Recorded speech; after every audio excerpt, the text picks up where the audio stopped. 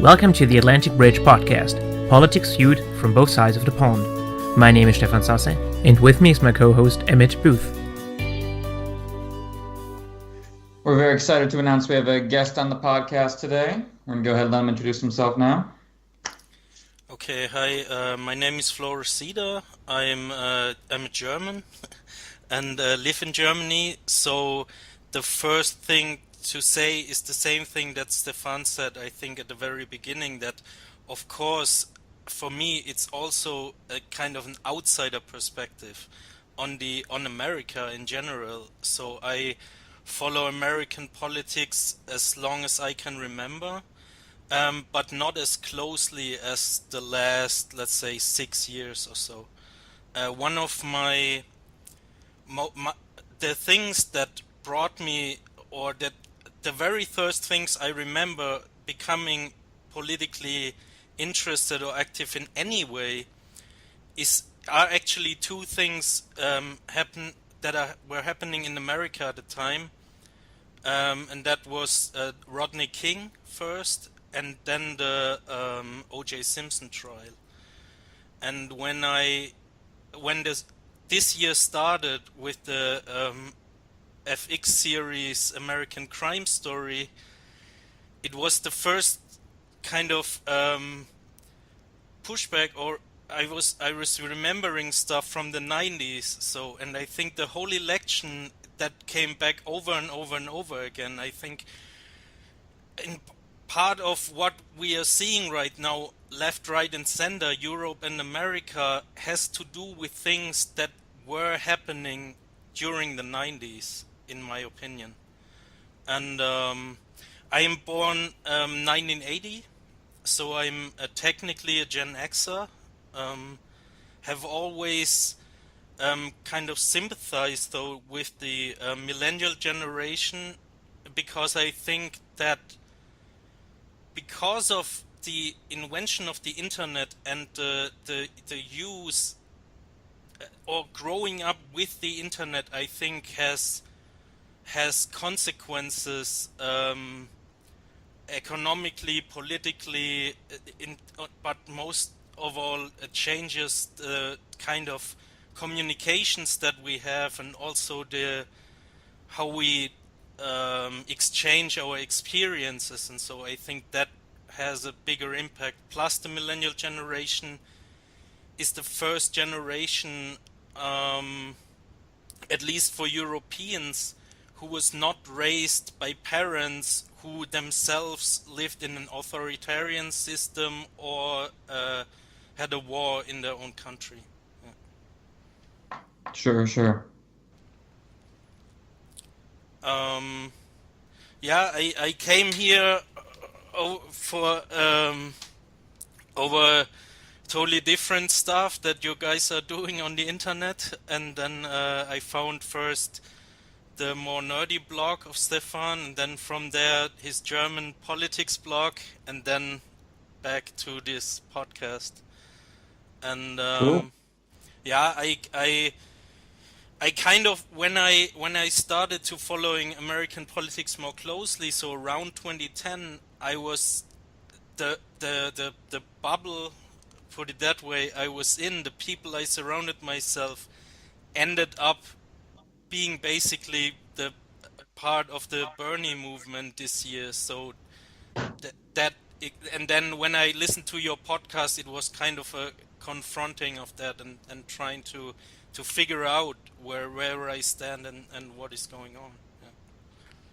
Yeah, I mean, this is a pretty good transition that you're doing right here, because what we were thinking when we started inviting people like you and trying to get positions from people who supported different candidates as well in the primaries and in the general election was to try to get a sense about what you want from politics, what you expect of it and all that kind of stuff. So what we like to know from you as our how do you say, affirmative action, Bernie bro, would be like, what did you hope for when you support Bernie Sanders in the primaries? I mean, obviously you couldn't vote for him, but when you beat the drum for him, what was it that you hoped for? Like pushing Hillary to the left and keeping Hillary honest, or did you really hope that he would be the candidate, you know? Yeah, that's hard. Let me put it in a little bit of another context and make an interesting analogy I realized this year, or which is obvious, I think. So we had the Bernie Sanders campaign, which, if any, like, it was definitely something that was talked about. Let's put it that way. That's, I think, is definitely true. There was a lot of excitement in his camp. He ultimately lost his primary, 54-46. So at the same time, earlier, in September, I think it was in 2015, in England, in the Labour Party, Jeremy Corbyn was elected the leader with around 57%, and now had his leadership challenged, and won the challenge of his leadership again with 60%. So if I just would say, okay, we have contests in different parties, and then we look at who has more votes or less votes, and how should the other side react to that or deal with it, you see that there is something that is deeper, that the divide between, there is a lot of sympathy from the Bernie Sanders people towards the Jeremy Corbyn thing, even though there are different factors, and vice versa, but there is also this knee-jerk, visceral reaction to guys like Bernie Sanders or Jeremy Corbyn from you guys, from the Parliamentary Labour Party, from parts of the Democratic Party, which you cannot really explain it just with numbers and actual facts and figures of 2016, because, like, for example, there are differences, right? So I believe that Bernie Sanders polled constantly ahead of Donald Trump, and you can say that for different factors that might not hold true, but as Nate Silver said, in May, that's way too early to have a theoretical matchup poll in November. Now, for Jeremy Corbyn, it's different. He is polls way behind all the time with the Labour Party, but the election is in 2 years or so, and people still say, of course, he can't win. So what is the actual difference, the ideological difference between the Jeremy Corbyn, Bernie Sanders camp on one side and the Hillary Clinton PLP on the other side? Yeah, I mean, one thing that Emmett and I talked about, especially in our early podcasts, was our issue is not so much with Sanders' policies. It is more his approach to politics, you know, and it's not so much that we differ in the ends, more in the means to achieve them. So if you talk about single-payer healthcare and more economic equality and all that stuff, yeah, I mean, we're totally on board. But if Jeremy Corbyn or Bernie Sanders start talking about achieving this by means of unleashing a political revolution, this is the point that we jump ship. So I think this is also why it is a little bit difficult to understand why you seem it seems at least to me that you are a little bit confused about, you know, like the left is generally very close together in our objectives and what we want to achieve, but in these cases there is, as you said, an almost visceral how would you say it? Not hatred, but like a mutual incomprehension to a certain extent and against the Democratic Party. Yeah, and mutual. I mean, I think there's yeah. But please go on, Emma. Perhaps you can phrase it better. I mean, I think I agree generally with Stefan. I think, you know, in terms of the trajectory of history, the left is generally of one piece in terms of where we think issues are going, why we think they're going there. You know, I think the difference for me with Bernie Sanders was generally how he talked about the Democratic Party, his overall perspective on the Obama era, and his overall diagnosis of exactly what was wrong with politics. that never it struck me as a little overdetermined. Like he had his narrative, and his narrative was something I agree with a lot of the time, but everything had to fit it always, and there was it led to me to a certain I don't know I don't have a huge amount of patience with people who trash the system in the broadest terms possible. I get the impulse, I get the anger behind it, but he would at times veer too much into that territory for me instead of concretely laying out, how we get into this mess beyond just the system being evil. Because I think that's an imperfect diagnosis of how we got to the problems we have. I think if you talk more about incentives and blind spots, and I think there's a more nuanced discussion I think Sanders kind of skips past, even though I generally agree with him on policy. Paul Krugman has this thing that he always talked about when he trashed conservative economics. He talked always about the confidence fairy. That in all conservative proposals, at some point, magic happens. And the same feeling I got always with Bernie Sanders. Always when you ask, and how exactly is this going to happen? You get the revolution fairy. And then we will whip up the people and they will demand change, and then magically change will happen.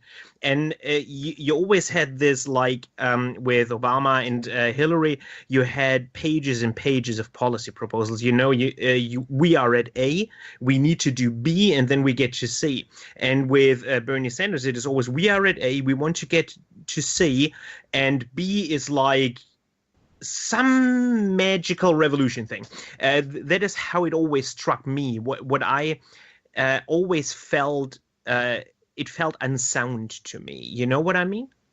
It felt to me like he was counting on Mitch McConnell caring about protesters. That's what it felt like to me. Like he was counting on Republican office holders caring if Bernie Sanders could bring 1 million people to the National Mall. And Mitch McConnell would look out his office window and laugh and go back to doing what Mitch McConnell always does, which is get in the way. I mean, he's admirably honest about it. He's like a Bond villain in that way, where he always explains his plans to you. But yeah, that was my problem with Bernie Sanders. Admirable in a lot of ways, but yeah, I felt like he was wrong about what was in the way. Maybe that's the best way of summing it up.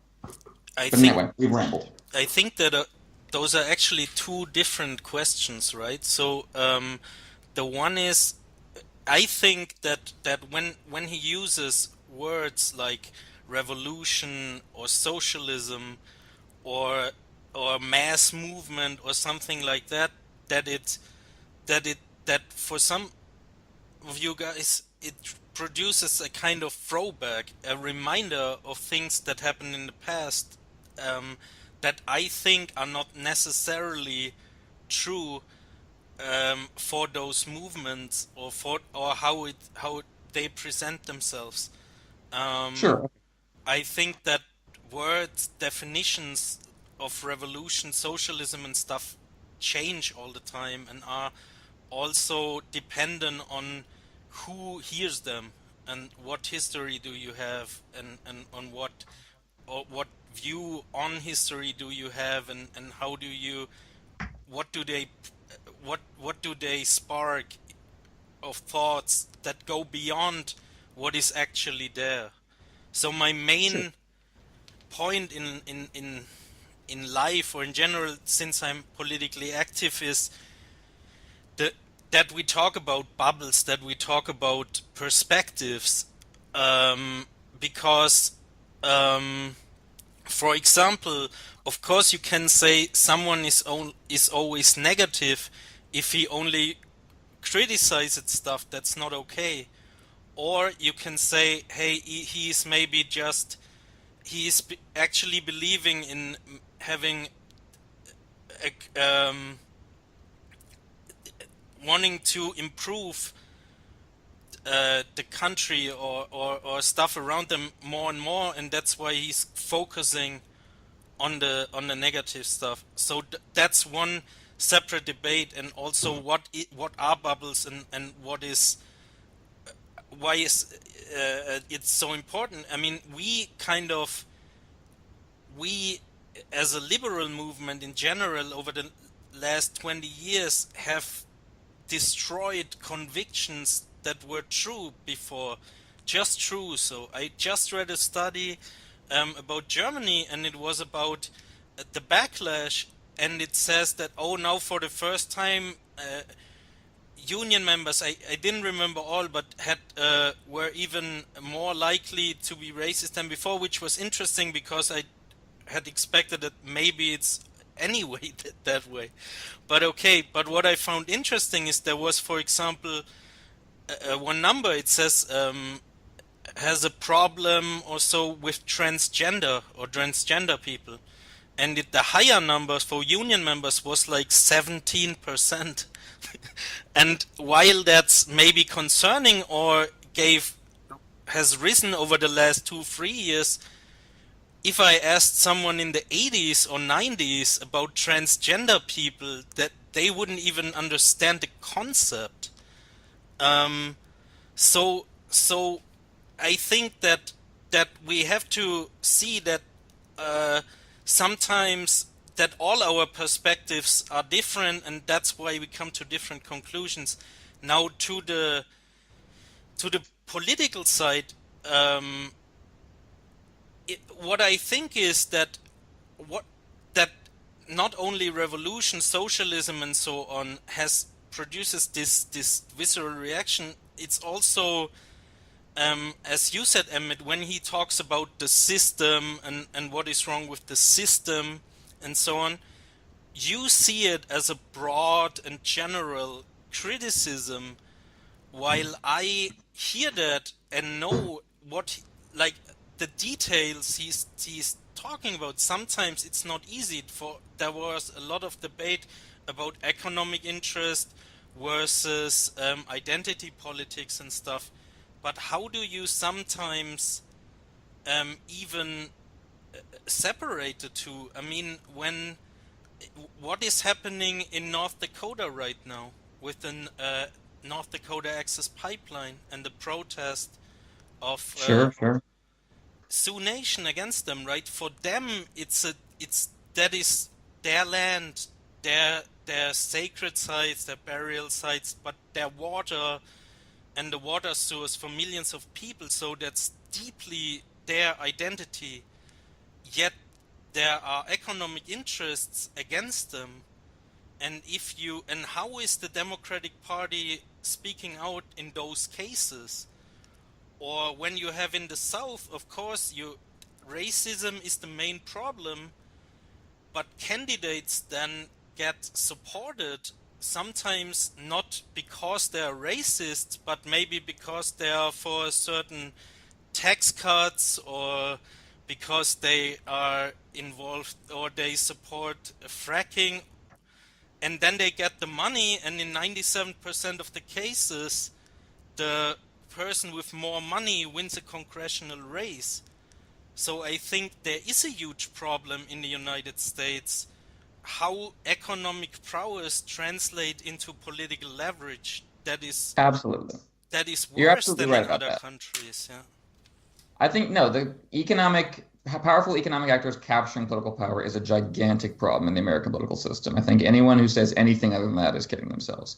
But the problem is the institutions you need to fight that it's the same institutions that you need to fight that are the ones you're talking about being corrupted. Ultimately, you have to seize those corrupted tools and those corrupted people and bend them to your own ends. That's my problem with railing abstractly against the system, is that at the end of the day, those are your people, the civil servants you're talking about. I don't think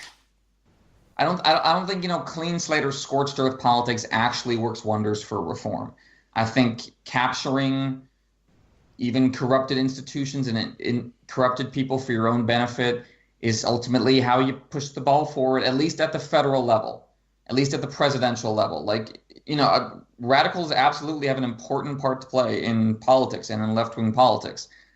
I just don't necessarily know that the presidency should be the tip of the spear. For me, the presidency is a moderating, gathering together of a lot of influences and synthesizing something acceptable.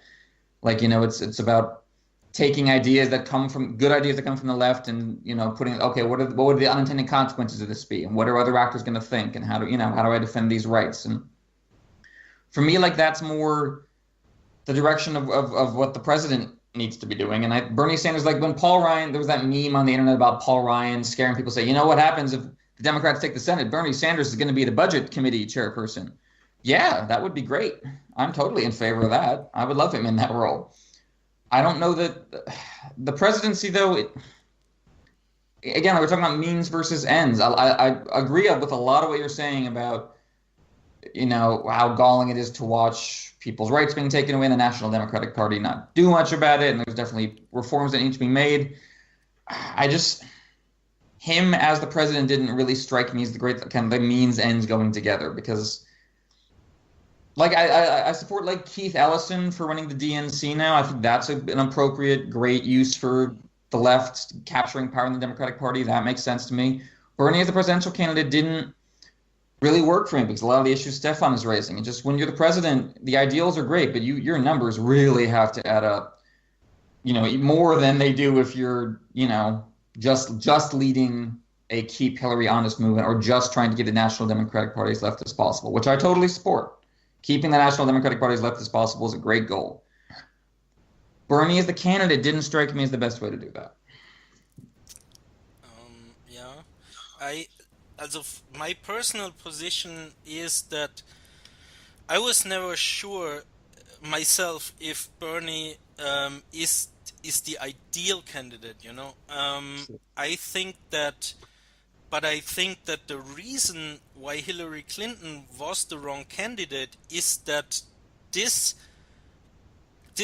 feeling, or this there is a wave of an anti-establishment sentiment or so in the US over the last couple of years. Maybe it started with Occupy, maybe then it went back and then it came back or whatever. But there is, half of Donald Trump's arguments in the Republican primary was, the guys who are applauding now, those are all the donors, those are all the people who support the establishment. And so he, of course, had no solutions and also no criticism, no actual criticism.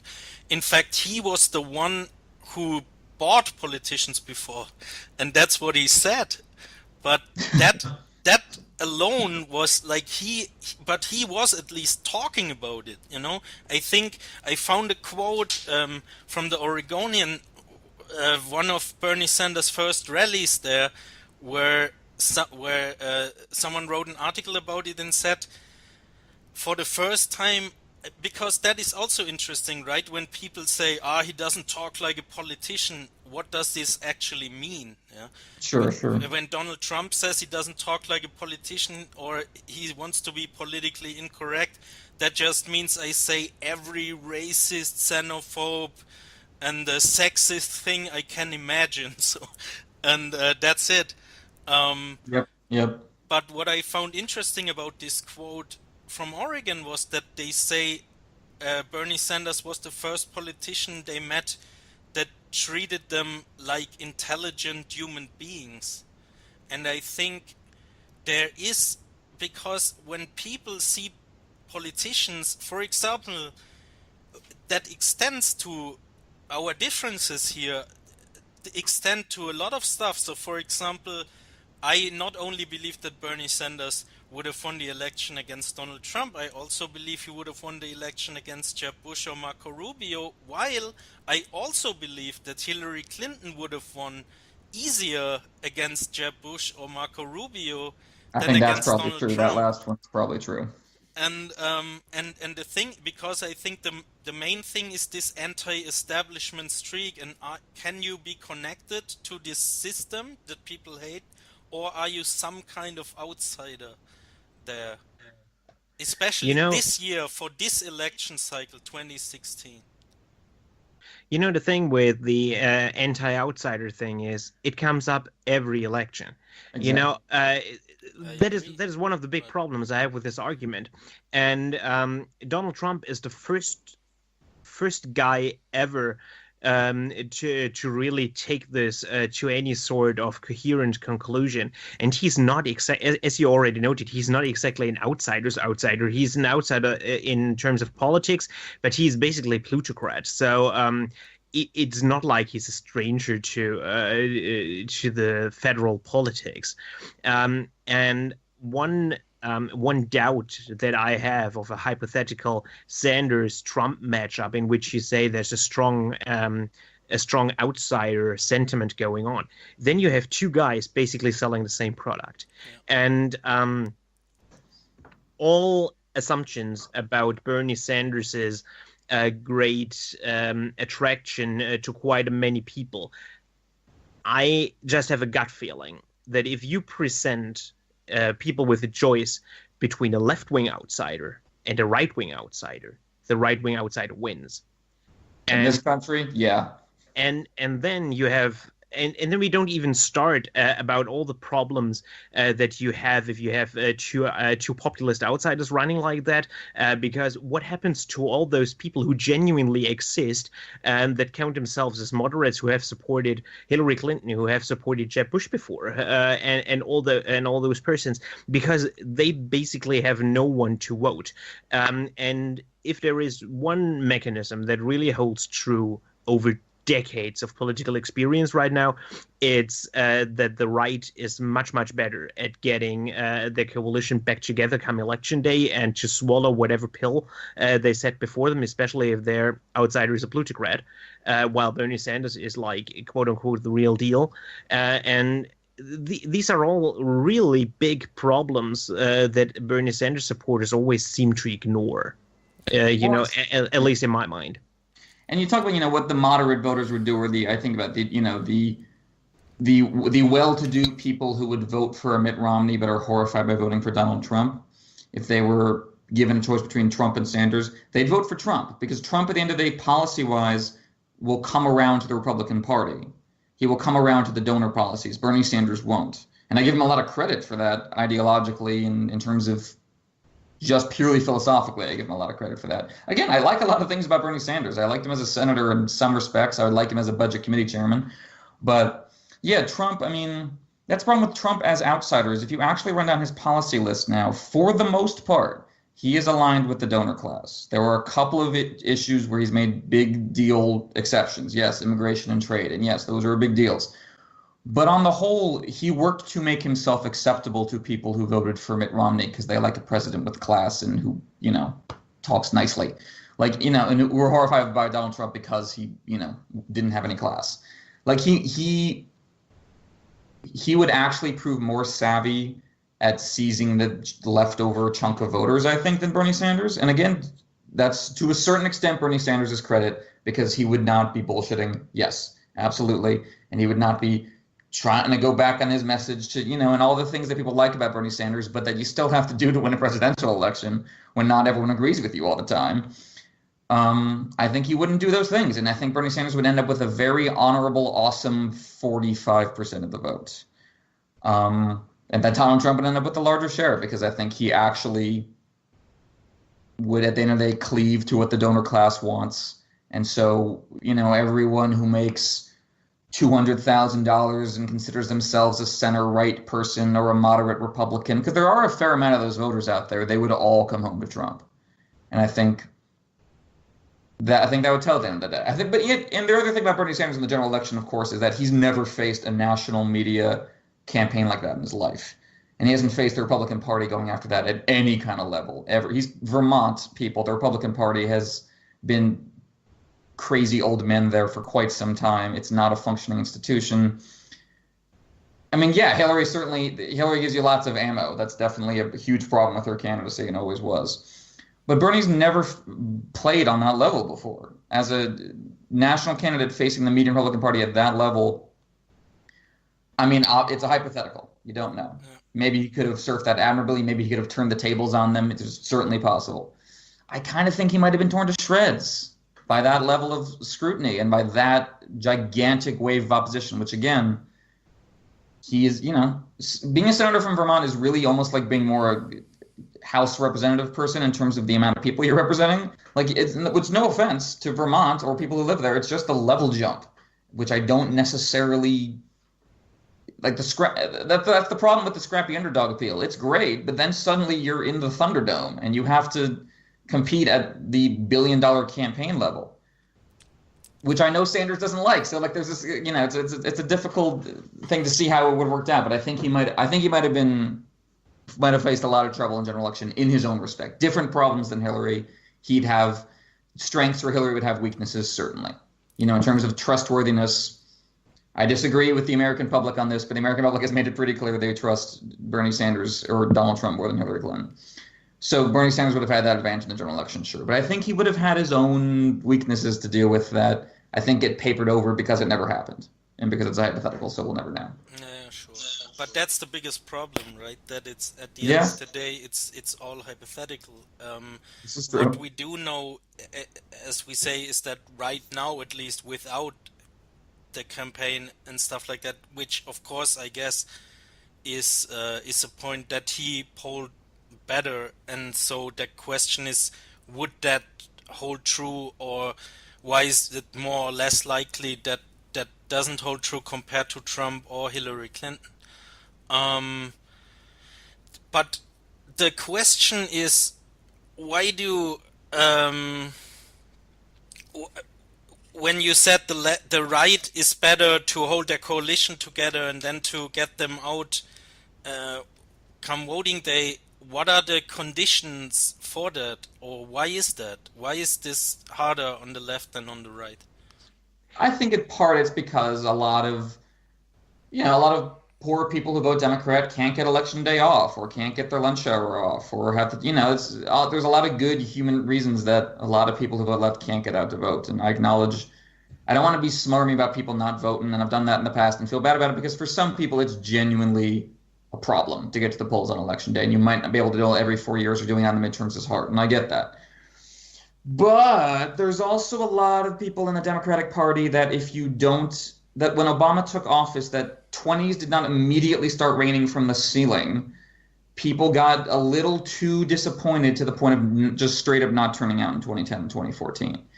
And, being disappointed with Democrats is perfectly fair and genuine in many respects. But I think not turning out to vote is the exact wrong possible response to that. It encourages the Democratic Party to continue trending in that direction, because when you don't show up, you're not registering your voice in dissent. You're simply removing your voice from the conversation entirely. I think, I think the Democrats, I think there is a problem. There is something of a problem in the Democratic coalition where not voting for a Democratic candidate you don't like is considered a protest, when it's not. It's a surrender to the right. And to the right-wing elements within the Democratic coalition, because then more of their voters show up. So I think, and that doesn't seem to be a problem. The right is much better at that, where they have this thing where even when they hate their candidates, they still show up because they recognize that, okay, you keep him in office, he's better for us, and the Democrats will continue to fight him and build their own movement. But for the next 2 or 4 years, we've got a guy we prefer in office. The Republican base really seems to get that. At a bone-deep level, they organize around that principle. The Tea Party was brilliant at that. Even when they lost primaries, they still showed up for the guy they were primarying, which you have to do in a coalition. That's how you have a strong party at the end of the day. You still show up even if you lose the primary. And I get it. There's certainly a particular case with Bernie Sanders and Hillary Clinton where there's a lot of bitterness during the primary, and I get that Hillary Clinton has to do a lot of work to make that happen and probably should have done more, especially in Wisconsin and Michigan. Definitely blame to be laid out there. But yeah, the Democrats are just worse at this. And I think there's a lot of blame to go around. There's blame to go on the party structure, but there's blame to go on the base, too, with the left. I see this as kind of a mentality problem, because this isn't something that is limited to the United States at all. Sure. You can see this in every democratic country. Every center-left party has the same problem, and every center-right party has the same advantage. If you look at pretty much any country, the years in government, like look at Germany, for every 1 year of social democratic governments, you have 2 conservative ones. Look at France, look at the United States, even progressive coalitions almost always have this huge turnout problem.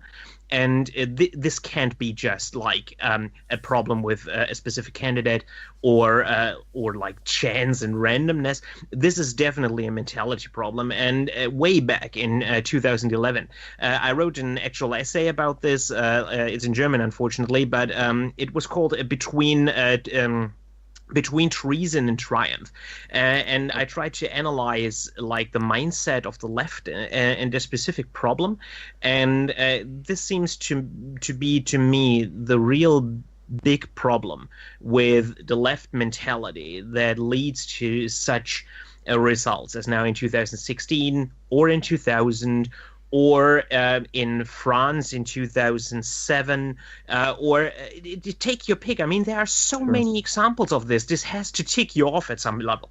And the problem is for a true progressive or a true lefty, there are really only two states of mind, you know, like you have either a complete triumph, like in which everything you always wanted comes true, period. And if this does not happen, then it is treason by your own guys, you know. So you campaign and you have all those high hopes. You have a program that you want, like reducing inequality and more justice for all and reducing racism. And you have all these great plans, a minimum wage and what have you, free college.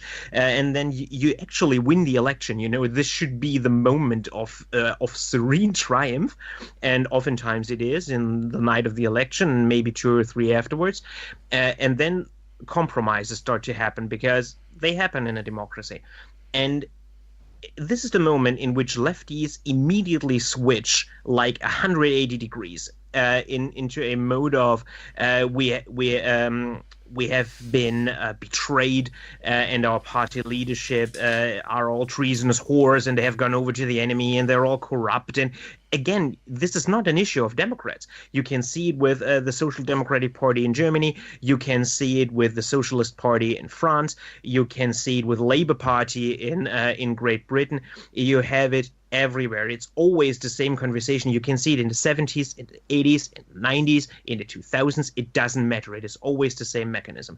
And this seems to me the biggest problem. And the right simply doesn't have it because on the one hand, the right is much more motivated by these it is kind of a tautology, but they are conservationists.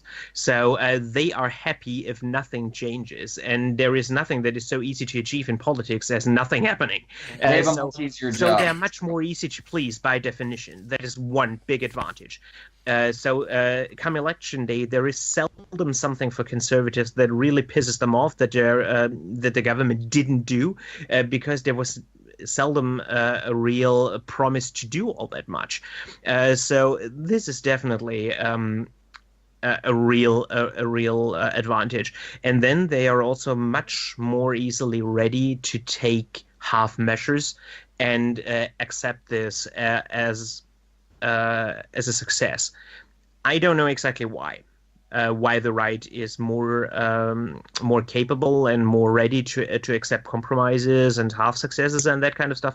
I think it has to do with this. But this is my big theory laid out in like 3-minute rant. Yeah, I mean, as a smug liberal, my theory about why they're better at it is because they're more culturally homogenous, of course. That when you have 90% white people and you are overwhelmingly Christian, that it's just easier because you're already all talking to each other. But that's just smug liberal talking, so that's probably not it. Good.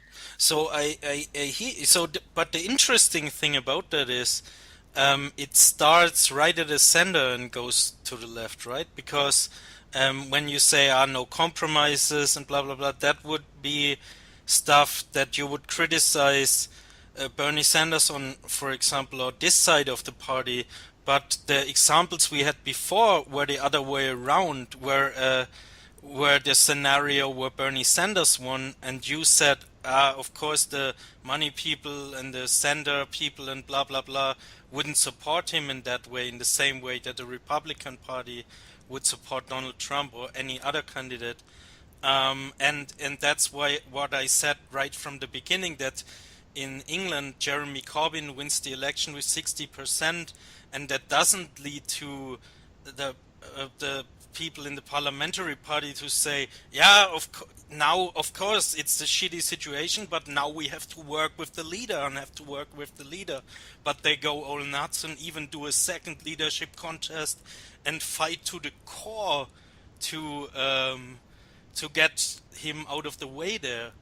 And I find it interesting because that seems to extend this kind of behavior not only to the left of the spectrum, but also to in the middle. It's this, and then there's also the debate always about what drives people, identity or economics, and then sometimes you guys say it's more identity, but then at the same time you say, yeah, Bernie Sanders can't win because he wants tax hikes.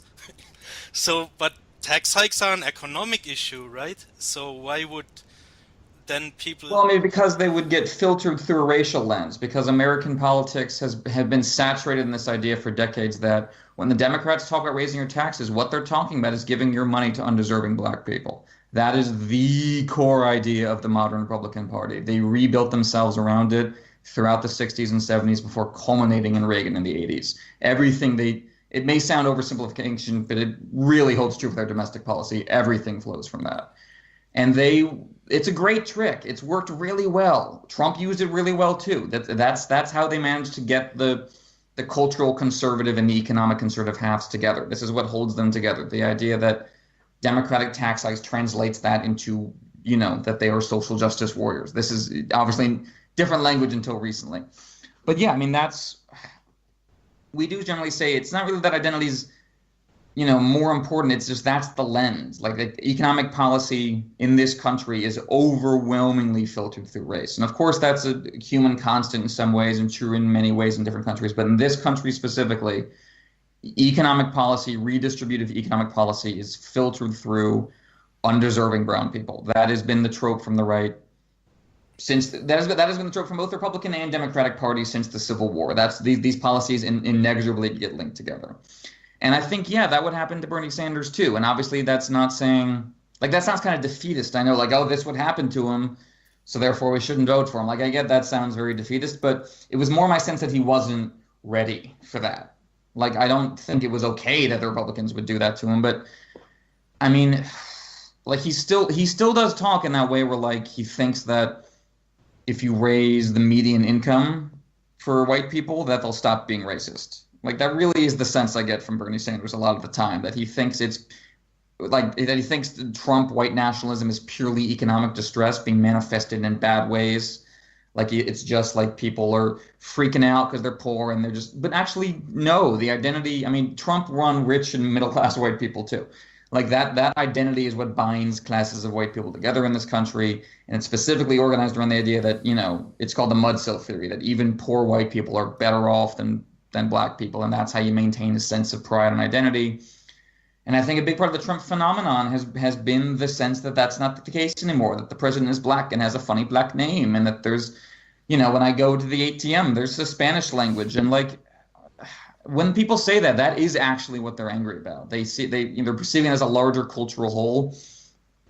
But yeah, my thing with Bernie Sanders is that he always then converts that into, we just got to bring manufacturing jobs back, or we just got to improve, he's got to take care of Wall Street. We just got to, and those are all good policies, but I don't buy that as his solution for the Trump wave, basically. I also want to point out I have zero problems with Bernie Sanders demanding tax hikes. It's not like I'm opposed to the policy at all. It might even work as politics if you frame it right. I'm very doubtful of it in the current political climate that you can successfully campaign on tax hikes. Just look at what happened to the Green Party in the German elections of 2013. They tried this and failed miserably. And I think in the current political climate, it is not a good idea, but that doesn't mean that it is generally a bad idea. I just think right now it is not a winner topic. You need to change the public conversation first. get a big majority of people to agree that taxes for millionaires are too low, or that social inequality is best addressed by tax hikes. Like, if you get this kind of underlying consensus, then campaigning on the issue is great. But I don't see the consensus, and that's why I think it would be a bad idea to do it. It's not that I'm opposed on principle. And I think if Democrats would have gotten into office, be it with Bernie Sanders or with Hillary Clinton, they should have pursued such policies. It is just that I don't think they're the best campaign slogan thing. Well, Like, I'm the guy who wants to hike taxes. Not for you, of course. If it's Because framed everybody like needs that, that. then no, no.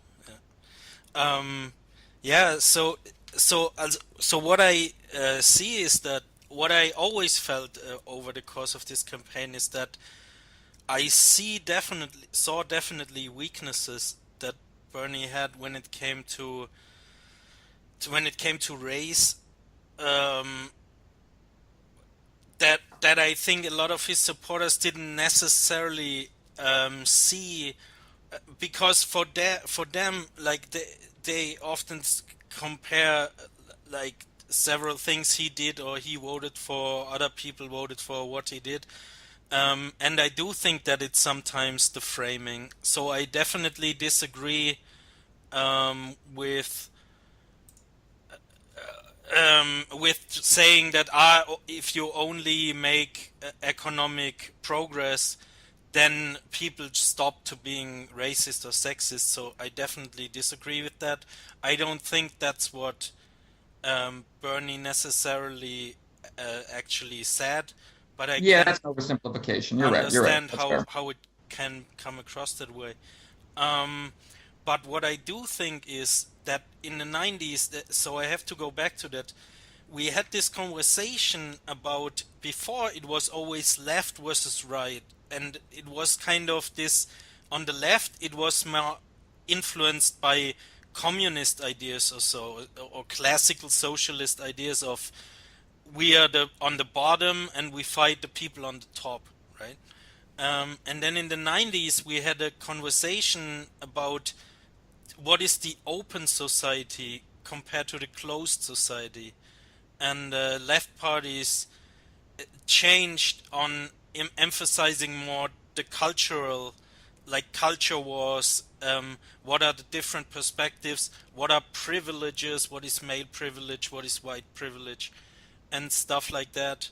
A transgender, in general, LGBTQ community, and so on and so forth. But I think that there was a mistake there to assume that for some people, rich people are less likely to be racist and sexist compared to working class people or so. I mean, the way Sure, we sure. talk again about white working class, I wouldn't even emphasize that. I think the difference, the real difference right now, in which direction do we go? Is it closed in the sense of that we do protectionist economic policies, we only work for America first, white people first, man first, no gay marriage, and all that stuff? Or do we go towards an open society, but which includes, for me, being as diverse in our approaches and our answers as society actually is? I think that when we talk about the left, we oftentimes have this idea of they want to make everything even. But in my opinion, it's the other way around. We have a system that works perfectly if you're a man, white, middle age, live in a certain town, have a certain education, earn a certain kind of money, and so on and so forth. But life is different for so many different kinds of people, and privileges are, there's a variety of privileges, but also I think a third dimension of priorities. So while black people have all to deal, for example, with maybe police, with certain stereotypes, let's put it that way, um, that have different kinds of outcomes, can lead to, also for police brutality cases or just the fact that they are so often incarcerated and stuff like that, that they all have to deal with. But at the end of the day, they are still individuals. I mean, and I don't think that a black guy from the South necessarily thinks the same as a black GM worker in Detroit or a black Uber driver in Los Angeles or a black Wall Street guy, you know. Oh, totally. Absolutely. Good point. And I think the answer in the future should be, can we have our vision of a society is where most people can participate. That is my idea, which brings together the need for economic reform with the openness towards a diverse society, basically, and doesn't frame it as a contradiction, and what then leads a lot of people on the left to believe, yeah, okay, the reason why they framed it this way is because they benefit from people paying them off, and those people benefit from economic policies that keep people down, and so that's why they framed it in a way that make it seem that the economic fight is somehow something different than the fight for against racism, against sexism, xenophobia, and so on and so forth. I think we cannot accept this right-wing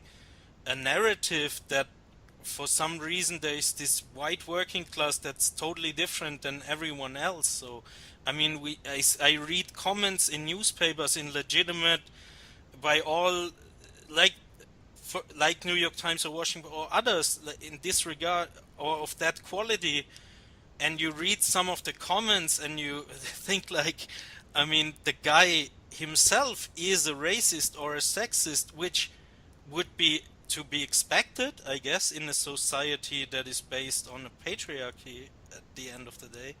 But I mean, we don't often acknowledge that. We kind of sometimes have made it seem like the racism and the sexism and stuff stems from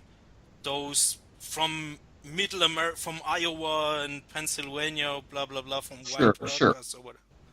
No, that's definitely a good point. And I definitely believe in intersectionality, and maybe is a good way to seg into what we want to think about the Democratic Party going forward. I definitely agree. You have to find ways of linking the narratives together and finding ways of, resistance and moving the ball forward, and different ways of thinking about policy in terms of linking together social justice and economic justice. I think that's a big project for the Democratic Party going forward. I think no one in the party has a perfect synthesis or way of talking about this right now, and I think there's definitely a lot of work to be done. But for me, I think part of that needs to be grappling with how those narratives intertwine as it stands. And again, I think a big part of that is understanding that this idea that you're going to just build a cross-class coalition, or not cross, an intra-class coalition. You're going to build a specifically economic-based coalition among workers, among white workers and black workers and Hispanic workers in the country. And I think that is largely what Bernie Sanders is moving in the direction of. I think your big obstacle is this intertwine. Your big obstacle is what the Republican Party has specifically designed to stop that from happening, which is this intertwining of racial consciousness and economic policy, where a lot of voters in this country look at democratic economic policy and see handouts for welfare queens. Like that, whether that's black people or whether it's illegal immigrants or whether it's Muslims that the Democrats are protecting, it does, that's going to keep revolving. But breaking past that for me is one of the big conundrums of American politics. And I think one of the reasons I tend to support candidates like Obama or Hillary Clinton is that they build around it and they try to build a coalition of people that they can get that doesn't require breaking that knot. And to a certain extent, I can admire Bernie Sanders for wanting to, but I wasn't convinced he was going to. And I think the problem with saying there's an anti-establishment move in the country is that not everyone is angry about the same things or angry at the same establishment. That's not one block. Like the people who vote for Trump because they hate Paul Ryan are not necessarily on the same side of things as the people who vote for Bernie Sanders because they hate Hillary Clinton. And if you gave them free rein, they're not going to end up in the same direction. So I think, I don't really. For me, the narrative isn't that there's an establishment that needs to be busted. For me, it's that it's a Democratic Party that definitely needs some reform and redirection right now. And for the record, I think your better model for that is Bernie Sanders than the Clintons. If you're talking about resistance and rebuilding, that's actually the thing you want to give to the activists and to the actual left. I would trust the Clintons more again if it was just the presidency we were talking about. But yeah, I think that that's my problem with having it purely be an anti-establishment narrative going forward. And I guess that's my overall statement on the matter. A lot of admiration for Bernie Sanders and his campaign sometimes and the direction he wants to move things. And even as a model for what the Democratic Party needs to do during the age of Trump, purely in terms of resistance, because hold the line is good right now. But yeah, the overall worldview still not quite synced up with it. One thing that I guess is also instructive in terms of how appealing this whole line of attack is. I think it is now more or less uncontested that Bernie Sanders' very harsh attacks during the primaries, which he is, of course, entitled to do, against Hillary Clinton as a bought and paid for agent of Goldman Sachs et al., really hurt Clinton, because this is something that leftists and progressives really care about. If you have a reputation, if it is rumored that you are in secret, in league and profiting from, the bad guys, quote unquote, that is really damaging for you. And Hillary Clinton learned that in the primaries and in a general election. But at the same time, Trump is like the personification of corruption, and no Republican cared about this at all. And in the general election, you could see the same thing. A majority of Americans couldn't give less of a fuck about whether or not Trump is corrupt. So count me as a skeptic in this being an issue that unites all Americans around a newly erected cross-sectional, or whatever word you want to slap on it, banner that somehow transcends all cultural issues and unites the working class around a position of economic policies. Because I think really many people simply don't care about this. It really inflames the progressive base. So it is good politics in the primaries and to get people to donate and to be activists and all of that. But it isn't sufficient to gain a majority in the United States or any other country for that matter, because too many people do not care enough about this, Yeah, good. I mean, you need how many? 12,000 in Wisconsin, 17,000 in Pennsylvania. It's not that you have to convince the whole Republican Party or whatever. Okay, but really, if you go down that rabbit hole, then you can't just say Hillary Clinton would have won in a walk without a Comey letter, and then she wouldn't have had to change anything. Of course, and the Democrats could simply keep on doing what they do. Yeah. So you could argue you could argue that she should have blown him out so that there were clearly problems to be dealt with, whether that's problems specific to her or the problems with the party you can argue with. But no, but go ahead. Yeah, but what I wanted to say is that Trump, first of all, what do you mean with a majority of Americans?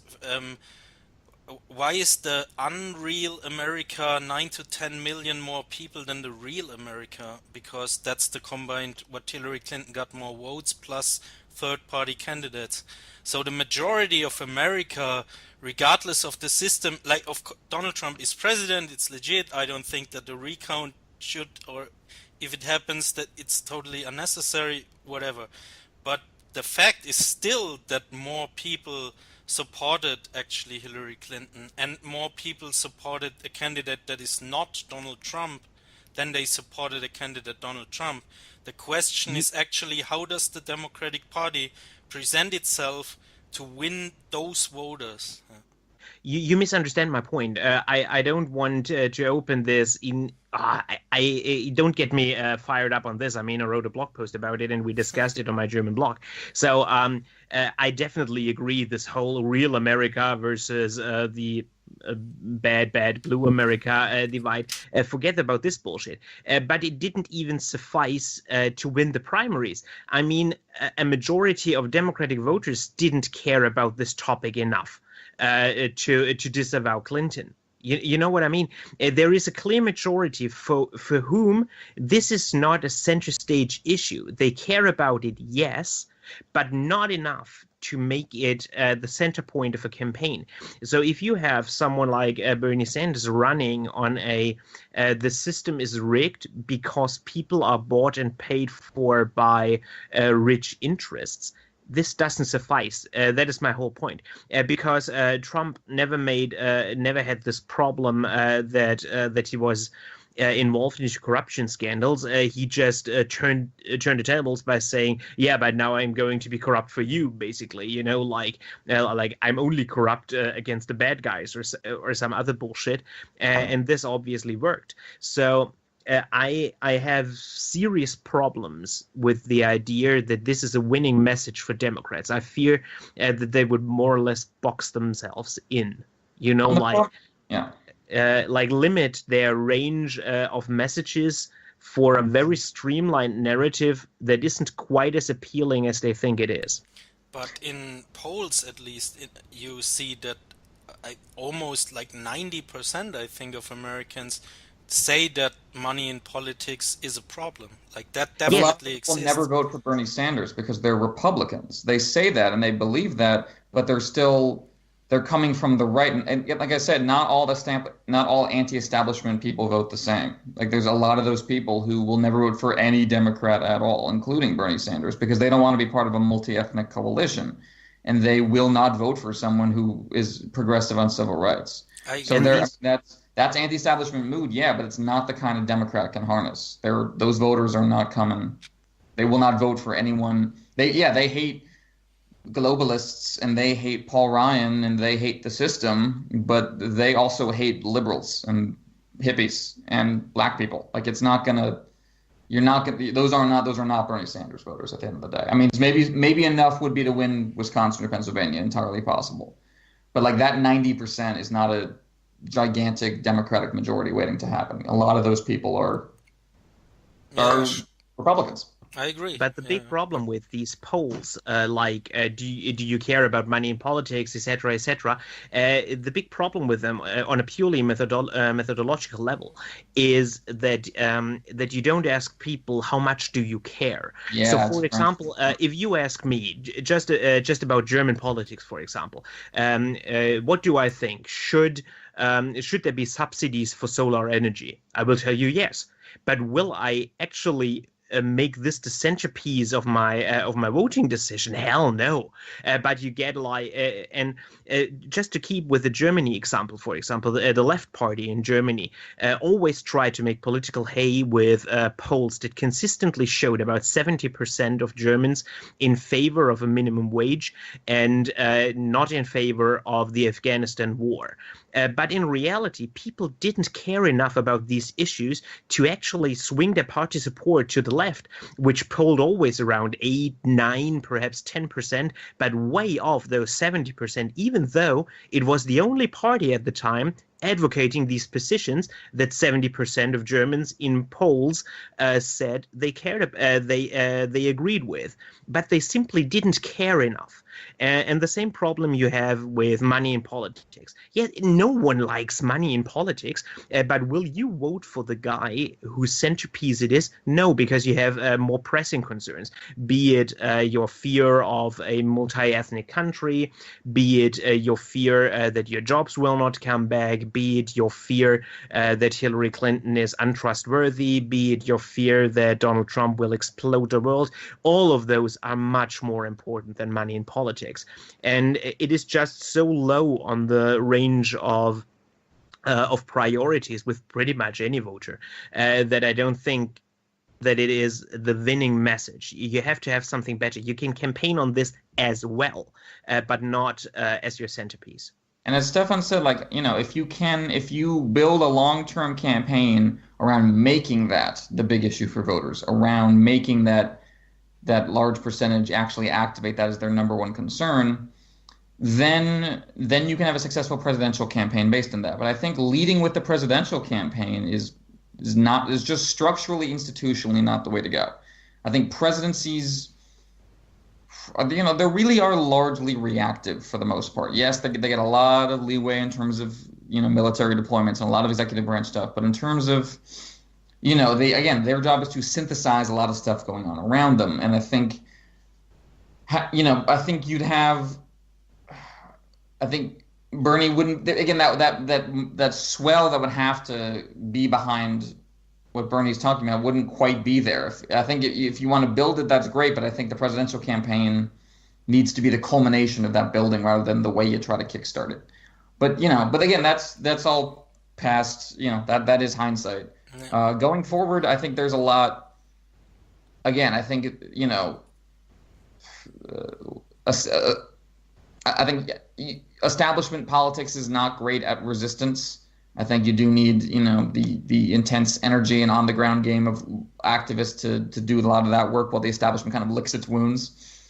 So I do think that Sanders and the Sanders campaign are definitely valuable just infrastructure uses for the Democratic Party for the next 4 years. That is just a gathering together of energy and people and ideas. The party's definitely going to need that under a Trump era. So I think it's right and good that the party's energy goes in that direction right now.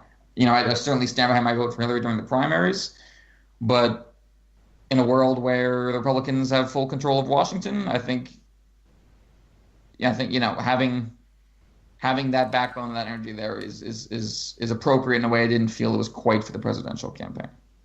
I mean, the problem is that I brought it up, right? As a third dimension, you have priorities.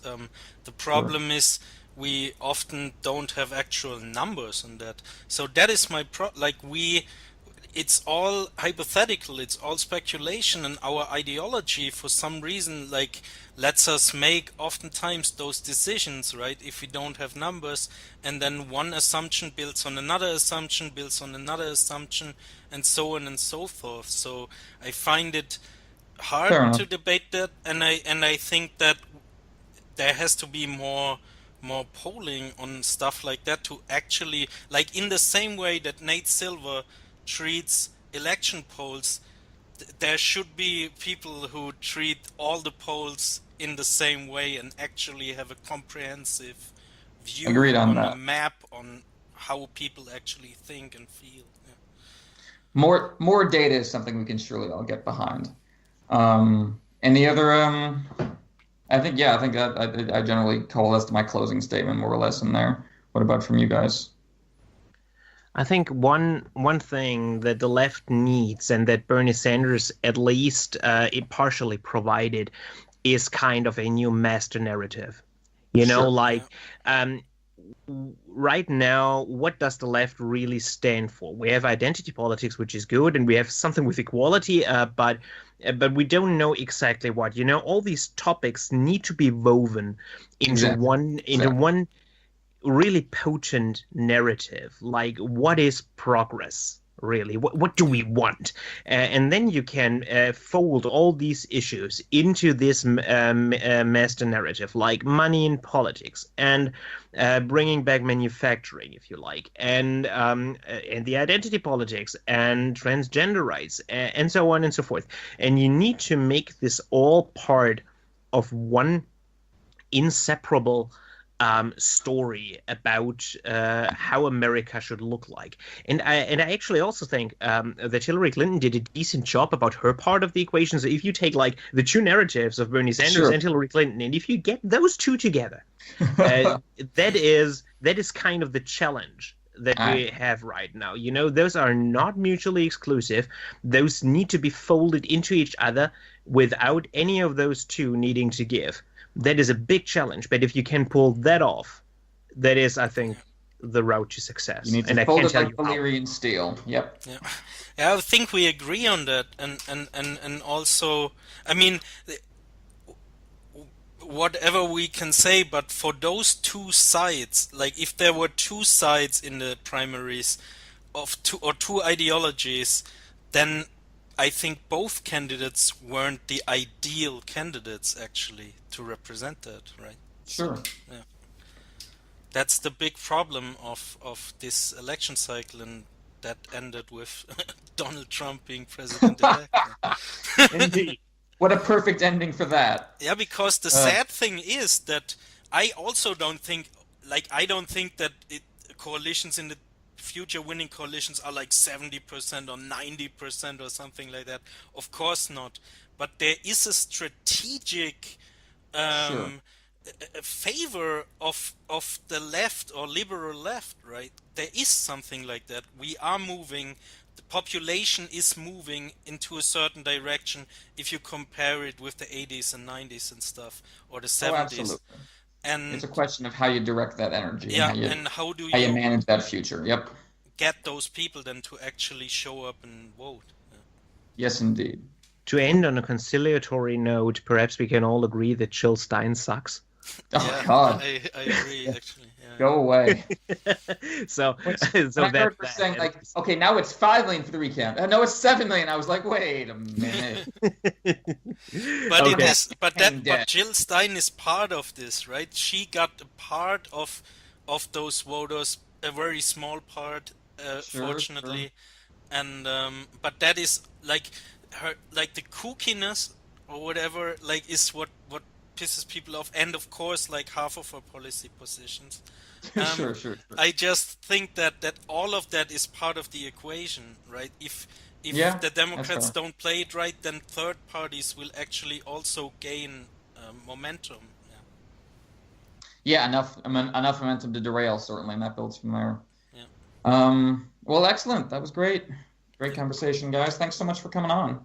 Yeah, Thank you. and thank you all for listening. And we really hope you like this segment because there's more of it coming. We want to talk with a supporter of the moderate Republicans, and we want to talk with an actual Trump supporter on the podcast. So stay tuned for this and leave us our comments. Bye. Okay, bye. Thanks for having me on, guys. Yeah, Pleasure. of course. Our pleasure. Thanks for coming on. You have been listening to The Atlantic Bridge, a podcast about politics viewed from both sides of the pond, with Emmett Booth and Stefan Sasse. New episodes out every fortnight on Friday. You can find us on Tumblr and YouTube and on our own personal sites at poorquentin.tumblr.com and deliberationdaily.de. Thanks for listening.